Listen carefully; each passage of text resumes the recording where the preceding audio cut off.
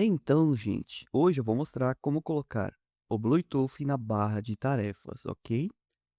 Vai no menu Iniciar do Windows, busque por Bluetooth. Vai na primeira opção que vai aparecer, que é Outras configurações de dispositivos.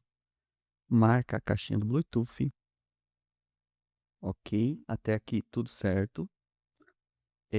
Lembrando, lembre-se de curtir o vídeo para ajudar o canal, ok? E caso este método não funcione, é só baixar o driver, que pode estar corrompido, ok? Clique em mostrar notificações. Vamos até aqui embaixo. Mais opções de Bluetooth. Clique em permitir aqui na primeira opção e mostrar o ícone do Bluetooth.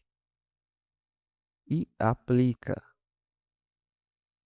Feito isso, já está funcionando. Pode ver que na barra de tarefas já apareceu o ícone. Vou fechar aqui, ó. E ele também aparece aqui na setinha. Ok, então tá aqui, tá tudo certo, funcionando. Agora deixe seu like para ajudar o canal. Em caso de dúvidas, deixe o seu comentário.